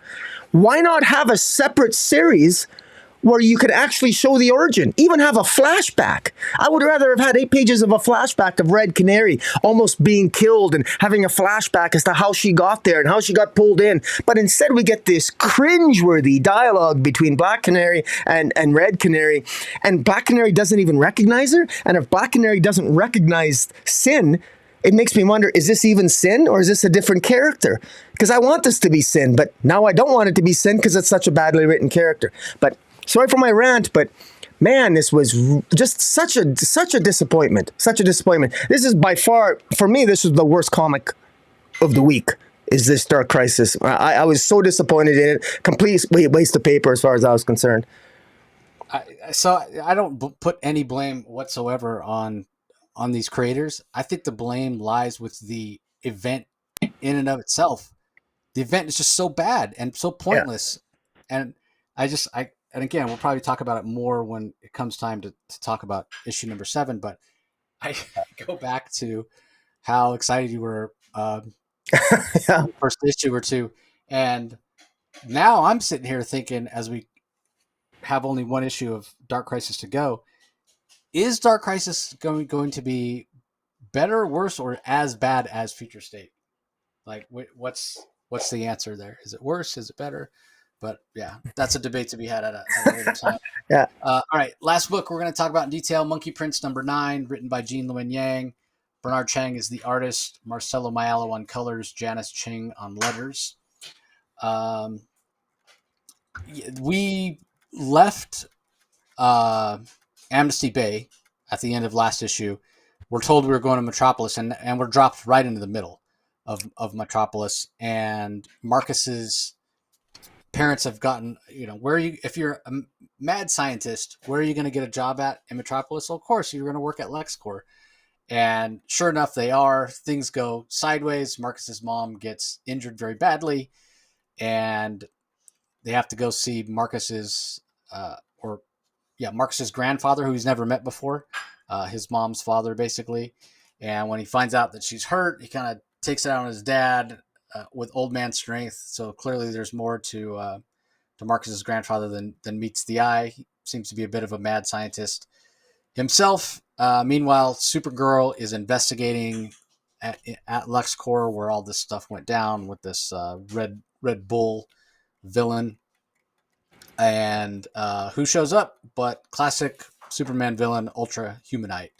So what he has to do with Monkey Prince, it kind of, in my mind, doesn't really have anything to do with Monkey Prince, other than, hey, they're in Metropolis, we need a Superman villain.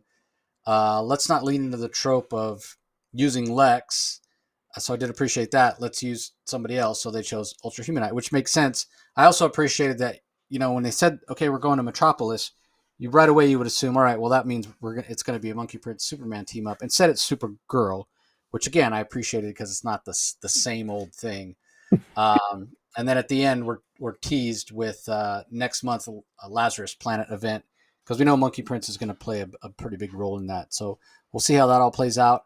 The Bernard Chang art is super dynamic. I especially loved the facial expressions when Monkey Prince and Supergirl interact. It's clear that Marcus has a big crush on Supergirl, which, whatever, she's strong and blonde and blue eyes and she can fly, and what's not to like, I guess, especially teenage boy. So yeah, I thought it worked. This location and the whole idea of Marcus's mother being injured, I imagine that's going to maybe spur some conversations finally between Marcus and his parents. Hey, I know you guys are working for supervillains, probably not a good idea, because we do only have 3 issues left after this one. And this is the Monkey King and I part 1 of 4. So this arc, this Metropolis set story is going to finish out the series overall. So what are your thoughts, Rocky? This is my favorite issue since issue 1. This was my favorite out of all the first 9 issues. This is my favorite.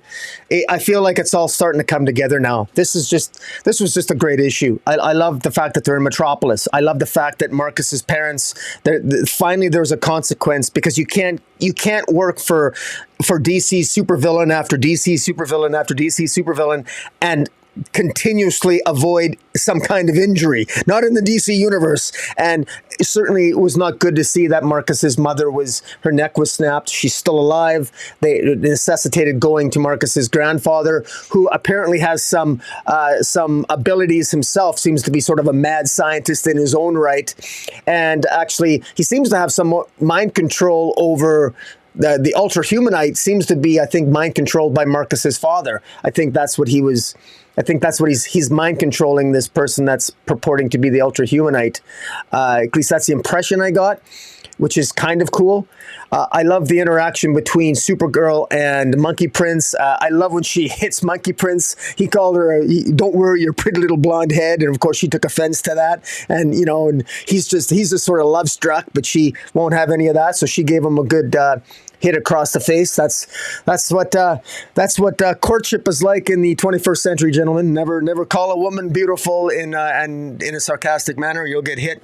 That's just the way it is, especially in the DC universe. And Supergirl is sexy here, despite the fact that she's drawn with those ridiculous blue tights, which unfortunately they made the mistake of copying the CW network on that. My God, show some skin. But anyways, that's me venting. it is worth noting as well, at the beginning, Pigsy here. This is connected to the world's finest story, and connected to the Robin versus Batman. Pigsy is kidnapped here, is kidnapped and taken to Lazarus Island. It's in this issue where he is in fact kidnapped by Jinx, and I don't know if that's Roz. I'm not sure who that is. Tonarak and Jinx end up kidnapping Pigsy here, and he ends up on Lazarus Island, where he's captured, where he's incarcerated by the demon Nezha. And you can read after this issue. This issue takes the continuation of Pigsy's story takes place in Robin v Batman issue 3. So it's actually really nice. It's a high compliment, I think, to Jinyul Yang, because it's nice to see Monkey Prince mythology sort of incorporated into a big DC event, and it's done in an organic way and not in a confusing way, and I think it works here. And this is really coming together for me. I'm really glad that I stuck with it, because I got to tell you, if it wasn't for the fact, Jace, that you and I review these comics all the time, I probably wouldn't have kept purchasing Monkey Prince. It would not have been something that would have been regularly on my pull list, but I got every issue. I actually own all the physical copies of the first 8 issues. I'll be picking this one up this week, and I'm glad I did, because this is definitely something where it's developed organically, and it's a sort of a nice little lesson to me that I got to be more patient with some of these writers and their stories to give them more room to breathe, because this Monkey Prince is a prime example of one where I'm sort of glad I waited and, I gave it more of a shot, because it's really coming into its own. You're on mute there. Sorry. Yeah, I'm not sure why I was muted there, but I agree with that. I think it's more of a slow burn, and it's clear that DC is committed to Monkey Prince, being that he's going to play a big role in the Lazarus Island event. We know he's a magical character, so it makes sense that he would be part of that story. So we'll see how that plays out. There is one other individual issue. It's Batman Nightwatch number 4, which is kind of the all ages book, the book that's kind of aimed more at younger readers. So that has its fourth issue out. Excuse me. We also have some collections. The Absolute Multiversity. That's the story by Grant Morrison. It has a hardcover edition that's out this week. There's a DC poster portfolio book featuring George Perez art.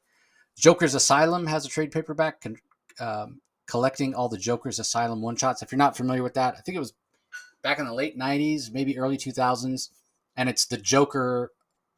I think you mentioned when you're talking about the backup, one of the Joker backups, kind of him being a crypt keeper type character.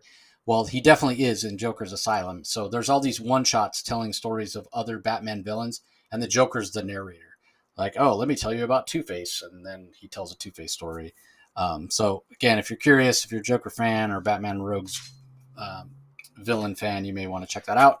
And then finally, the Death of Superman 30th Anniversary special has its hardcover deluxe edition coming out this week as well. So that does it for this episode. I think you already mentioned your favorite. Well, did you?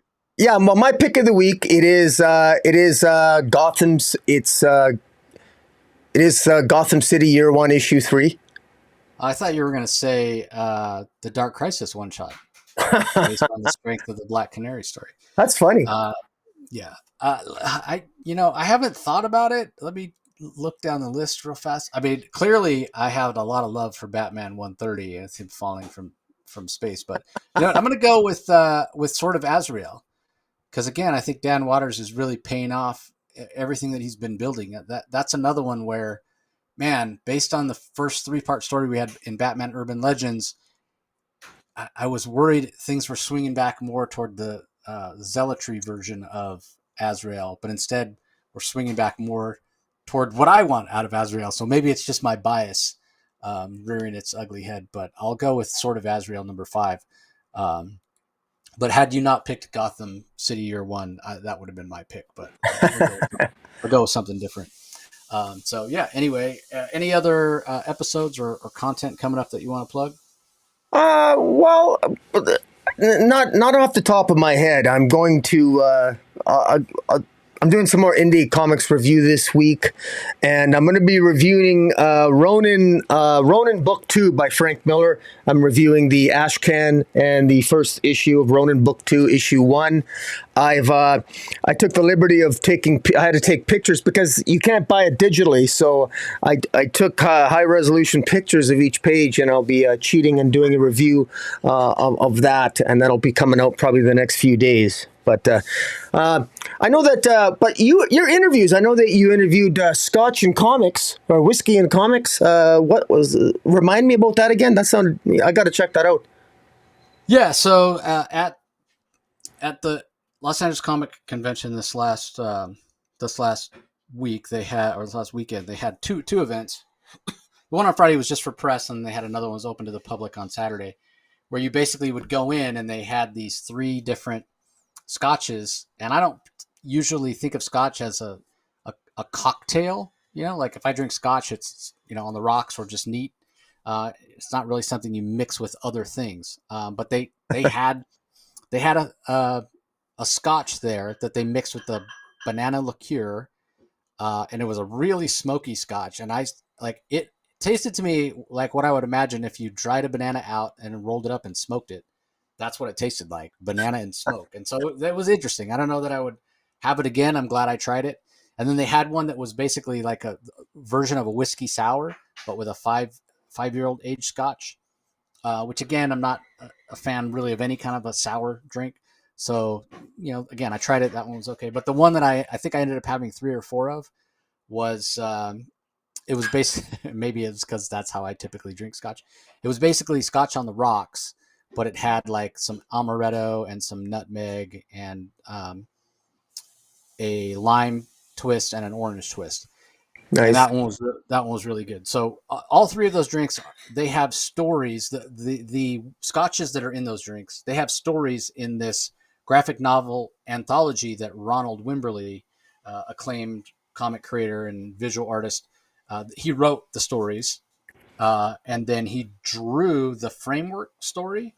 So there's 3 stories, and they're about a character named the Quantum Distiller, who apparently travels through time. Because that's one of the things about whiskey, right? A lot of times you talk about whiskey, there's so much history inherent in whiskey, and these are the intersections that you'll hear Ronald talk about, along with Cameron George, who's the national ambassador for Ardbeg, which is the Scotch company. There was a panel presentation they gave that I recorded, and then there was only 2 of us or 3 of us, maybe only 2 of us, that got to have little one-on-ones with Ronald after. So it's a quick 10-minute chat with Ronald talking about some of the things they discussed on the panel. But one of the things, so when I first got invited, I was like, well, I like Scotch and I like comics, so I'll probably go to this. And I got to be honest, that part of the draw is I know I'm going to get free Scotch, which is better than Scotch I've paid for. So I'm driving there, and it's like a 6-hour, 5.5-hour, 6-hour drive from Phoenix to LA. And I'm thinking about how strange this is, right? Like, wait, so this Scotch company decided to commission Ronald Wimberly to make a graphic novel based on their scotches. Like, that's just not something you would inherently think about, right? But the more I thought about it, the more I started connecting the dots and having it make sense. Going back to what I was saying about, like, there's so much history inherent in scotch in terms of you're harvesting peat moss a lot of times, and all Ardbeg whiskey or scotch is made on the island of Isla, which is this island that's sort of equidistant from Scotland and Ireland. It's off the coast of Ireland and Scotland. And it's like a 15-minute flight from Edinburgh apparently, but you can't always. It's a 15-minute flight, assuming you take off from Edinburgh and you land. Mm-hmm. But there's always fog, and so you never know. Like, sometimes you'll take off and you'll try to land, and the pilot cannot see the ground, and they can't land, and you have to turn around and go back and then try again 3 or 4 times sometimes. So it's exactly what you picture in your mind with like these highlands and marshes and all this stuff, and that's where they get their peat moss. And it's a very old place steeped in history, and then you have that aspect of it, and then you have the aspect of the traditions that these it's a generational thing that these people that create scotch have been doing it for decades and decades, if not centuries. And then you have the whole idea of taking that, which already inherently has history, and putting it in barrels and aging it. And so, in a way, it's a little bit like a time capsule.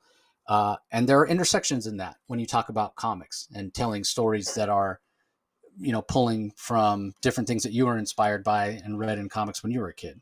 So it's intersections like that, and there's a lot more. We could talk about what my palate brings to when I drink Scotch. It tastes a little different to me. Maybe I pick up apple and vanilla. Maybe you pick up walnut and smoke. Just based on our palates, because everybody's different.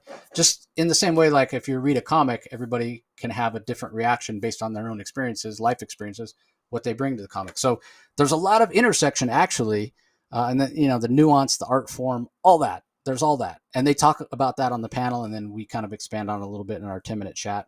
And I'm hoping to have Cameron and/or Ronald on at a later time when the graphic novel is out and available for wide release, where everybody can go and pick it up, to talk a little bit more about those themes. So yeah, it's the framework of the story of the Quantum Distiller is written by and drawn by Ronald Wimberly, and then one of the three kind of time multiversal journeys the Quantum Distiller goes on is also written and drawn by Ronald Wimberly. One of the second of the two multiversal stories is still written by Ronald, but drawn by Sanford Green. And then the final one is written by Ronald and drawn by Emma Rios. So they went all out. They got like A-level creators to do this. And yeah, so it was a lot of fun, not least of which because I got to sit around and nerd out and talk about how actually there's way more in common with Scotch and comics than you might think. And I got to do it while drinking free Scotch. I will say I got right to the edge of, if I would have had one more drink, it would have not, I would have, yeah, probably would not have been good. But it was over a period of like maybe 4 hours that I had those. I'd never had the sour. I just tasted it. But yeah, 5 drinks in 4 hours. Yeah, that's probably right where I need to be. Because the other thing was I hadn't eaten anything that day, so I was on an empty stomach. So, but yeah, it was a lot of fun. And then as I mentioned, dinner with Jeremy Adams. So he should be coming on the show too. And the other thing that was cool about the Scotch thing is what I didn't know is a creator that's been on the show before, Jackson Lansing, writer.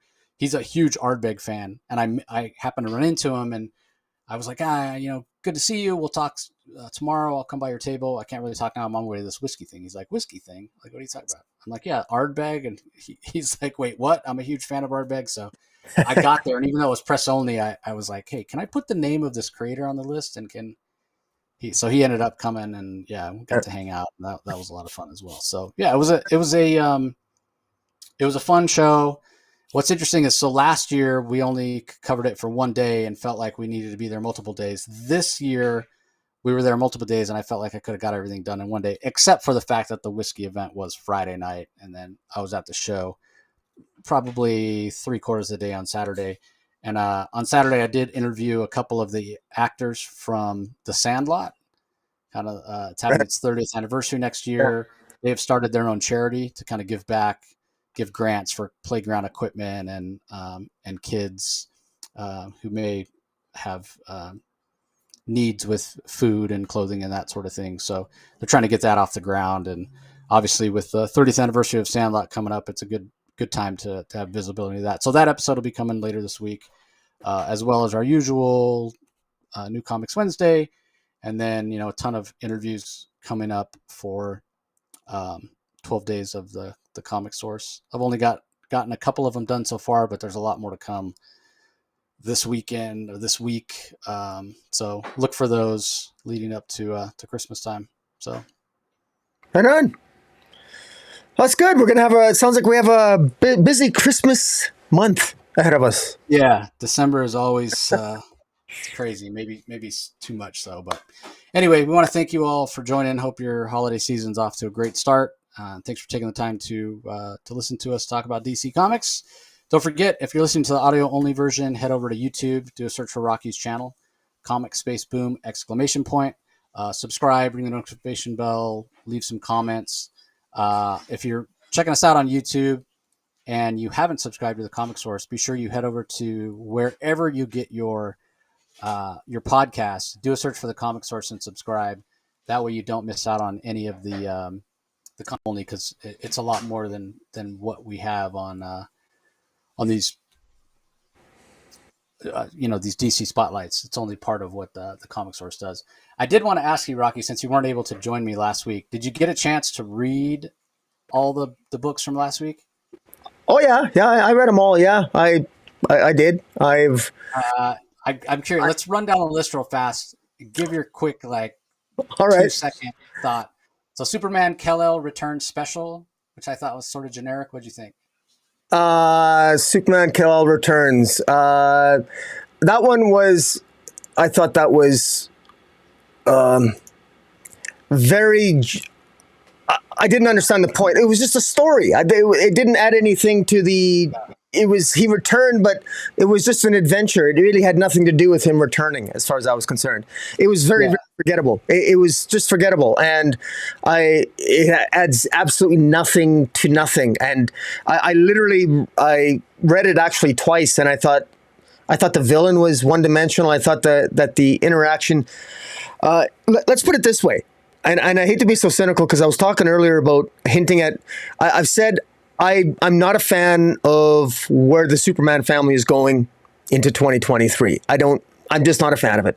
I don't like the concept. I don't like the family that they've created. I don't like the orphans. I don't like Supergirl's new outfit. I don't like the Connor. I don't like Connor Kent. I don't like John Kent. I'm not a big fan of merging them all together in one big happy family. And it doesn't. I want to go back to this. I want the Secret Identity coming back. I know it's coming back. Thank God. I just want Lois and Clark. And we're not going to get a young John Kent. I know that, but to me, Superman Kal-el Returns embodied everything. I personally, it's not for me. It's not for me, and I'll just leave it at that. But I'm almost reluctant to ask about the Nubia Justice League. I guess Nubia is going to be joining the Justice League. Yeah, well, I happen to have the thumbnails because I ended up. I apologize. I had to. Last week was crazy. I ended up having to appear in court the next morning, and I had to prepare. So, Nubia was just. This was. Everyone loves Nubia. That's all this was. This is just an adventure with Nubia. There was nothing actually. It wasn't bad. It was just cringy. It was cringeworthy. Everybody fawned over Nubia. Everybody fawned over her. I mean, apparently Green Arrow didn't know that other people could fly. Apparently Black Canary was just overwhelmed. She's never seen anyone as amazing as Nubia, despite the fact she's worked alongside Wonder Woman for over a decade. I mean, it was just embarrassing. Look, I understand the importance of wanting to bring Nubia into the fold for the DC universe. And Nubia is an amazing character. She is beautiful. She is amazing. She is awesome. We don't need to be told that. Really, just let her actions speak for herself. Give her a good adventure. And unfortunately, the adventure didn't she was drawn majestically and beautifully. But when your only way to prop up a character is to have everyone else in the character act out of character, even Batman, and even Black Adam saying how great she is, and even Queen Nubia portraying Nubia like a bitch, like as if you're going to walk up to Black Adam and Queen Nubia says, "I'm Queen." Black Adam called her Nubia, and she said Queen Nubia. Oh, really? What a bitch! You don't see Diana walking around saying Princess Diana. I'm a princess. It's like I thought Queen Nubia not only was written badly, but everybody fawned over her. Everybody was written out of character to prop up her character to make her feel better. And I thought she came across just very unlikable, straight up. And I just thought, how unfortunate. But so that's me venting about Nubia. And Nubia? Was it? Well, I could see. Well, in defense of Nubia, I get. I do remember her saying Queen Nubia. Black Adam was being super condescending to her, so I could see her. Well, Black Adam was being Black Adam. Of course, he was being condescending. But then don't have Black Adam, retrace his steps. Black Adam was being a jerk, but that's Black Adam. But I'm just saying why she said, call me Queen Nubia. She's trying to put him in his place because he's being a jerk. So I didn't mind that necessarily. Well, Anyway, what about Blue Beetle graduation day? I enjoyed that. I enjoyed that. I didn't. I unfortunately I accidentally erased my thumbnail for that one. But no, I enjoyed that. I thought it was a good we got the movie coming out, right, with Blue Beetle, and it's sort of good that we're getting that character back on the forefront. And so I thought it was good. I would have liked a little bit more of an explanation. I haven't been a huge follower of Blue Beetle, Jamie Reynes, and I don't really understand his the origin. So I thought it was. I still have some questions about his origin. I'm just going to have to go back and Wikipedia it or something like that, or DC Wiki or something. But yeah, or read Infinite Crisis. That's where he shows up. yeah, I have to go way back then. But yeah, but no, it's good. I'm glad. It's nice to see DC have introduce, bring that character back, because hopefully that movie is going to be. It's the one movie that Zaslav hasn't given the axe to. Yeah. What about Batgirls 2022 annual? Well, out of every single issue of Batgirls, I've not been a fan of, but it was nice to see Lady Shiva and Cluemaster with them sort of coming back, even though not much happened. I still have some. I still wish it was a different creative team bringing Lady Shiva back and Cluemaster back into the lives of Stephanie Brown and Cassandra Cain. But hopefully it'll be done. It'll be done well. Hopefully it'll be done well. But because it just ended with Lady Shiva mysteriously appearing, and then I guess next issue we're going to have to see. I hated the Freaky Friday idea. We finally get Cassandra Cain confronting her mother, Cluemaster coming on board. They screwed up, by the way, on Cluemaster. Cluemaster is actually alive in this continuity. Brian Bendis screwed up. Brian Bendis screwed up when Cluemaster was dead. He assumed Cluemaster was alive during the Young Justice run. He screwed up, but then they fixed that. Cluemaster's alive, and then unfortunately, Clunrads didn't realize that Cluemaster was in fact alive. They assumed he was dead. So that's a screw up on editorial, and that was confirmed by Michael W. Conrad on Twitter, which was kind of interesting, or in direct messages with another source I know. But in any event, it is what it is. It'll be how they deal with Cluemaster and Lady Shiva moving forward. We're gonna have to wait and see. But I'm curious. What did you think on Batgirls? I can't remember what you said because I listened to your. I thought it was okay. The big thing that struck me was how different it felt. How different the story of Batgirls felt when it doesn't have juvenile art on it. Didn't have Jorge Corona or Neil Gouge. It felt so much more serious. Felt like the art matched up with the story a lot more. That was the biggest takeaway that I had. Yeah. What about the Nightwing Annual, where we get the origin of Heartless? I thought it was. For some reason, I thought it was maybe a little bit tropey, but I liked it. I thought I was more fascinated by the way they juxtapositioned an Alfred father figure to Heartless, who, just like Alfred, the relationship that Dick Grayson had with Alfred, his sort of like surrogate father, even though, or surrogate grandfather or whatever, the way Heartless had his own sort of mentor, his own sort of butler who helped him. I really thought that worked, and I quite enjoyed that. But I thought that worked out quite well. I thought it was a nice sort of addition to the mythos there moving forward. Detective Comics 2022 annual. I know I had some issues with it. I think you did as well. Yeah, if all Ram V needed to establish was that in 19th century Gotham, all he needed to establish, and he didn't need an entire annual to do it. I don't know why he didn't just see if I can find it here. I don't know why he didn't just say, look, we had these Tim and Moira Wainwright. They're eventually going to become the Waynes. And then we got Eldridge Pierce, who takes care of their son after the Wainwrights are murdered.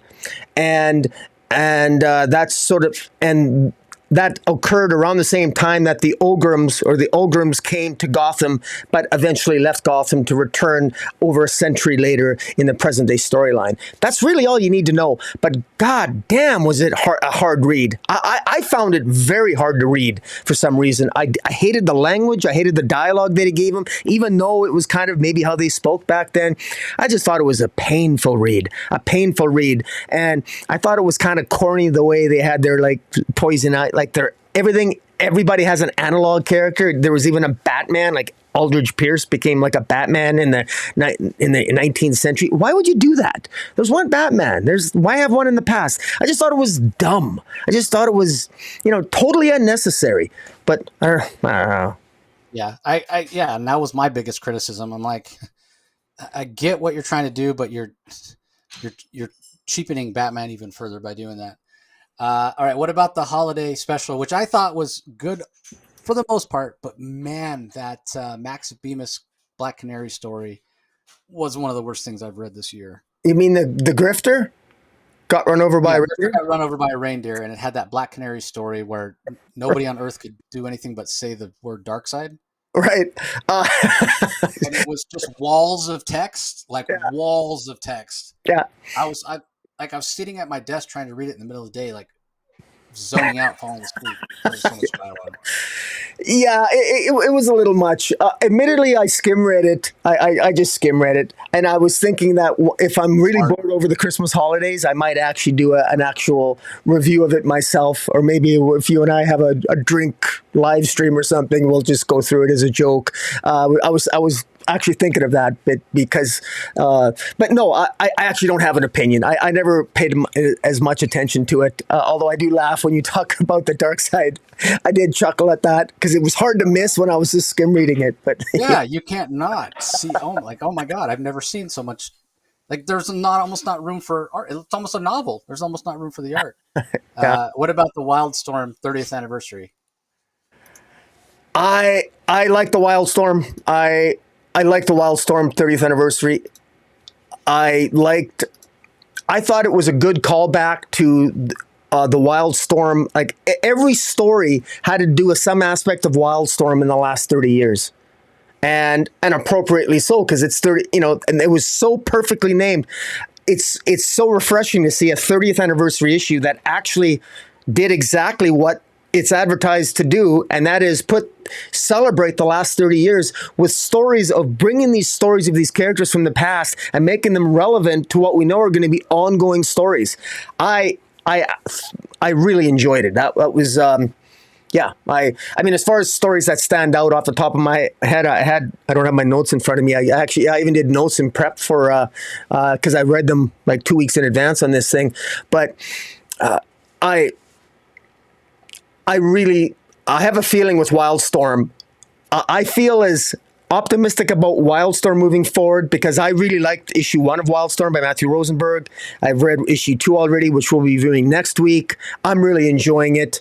And I feel between Mark Waid and what Mark Waid is doing with World's Finest and Batman v Robin and Lazarus Planet, and Jeff Johns is doing with Stargirl, The Lost Children, and the Justice Society, and my third little DC verse of Wildstorm.